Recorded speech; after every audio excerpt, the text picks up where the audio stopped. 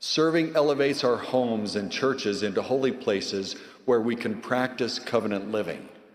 For example, our covenant to always remember Christ is made individually, but this covenant is lived when we serve others. Callings surround us with opportunities to bear one another's burdens and so fulfill the law of Christ. When we serve because we love God and we want to live our covenants, service that seems dutiful and draining becomes joyful and transformative. Ordinances don't save us because they fulfill a heavenly checklist. Rather, when we live the covenant connected with these ordinances, we transform, become the kind of person who wants to be in God's presence. It is this understanding that overcomes hesitations to serve or preferences to not serve. Frankly, our preparation to meet Jesus Christ accelerates when we stop asking what God will permit and start asking what God would prefer. Third, participation in God's work helps us receive God's gift of grace and feel his greater love. We do not receive financial compensation for serving.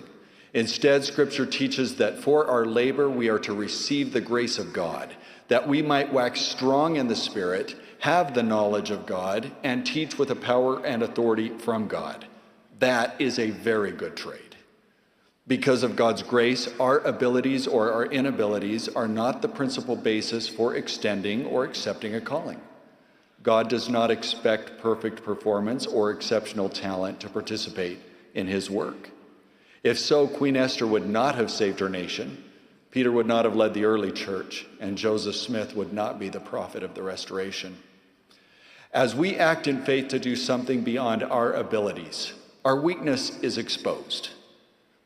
This is never comfortable, but it is necessary for us to know that it is by God's grace that we have power to do these things. We will fall many times as we engage in God's work, but in our efforts, Jesus Christ catches us. He gradually lifts us to experience salvation from failure and fear, and from feeling like we will never be enough. When we consecrate our meager but our best effort, God magnifies it. When we sacrifice for Jesus Christ, he sanctifies us. This is the transformative power of God's grace. As we serve, we grow in grace until we are prepared to be lifted up by the Father to stand before Jesus Christ.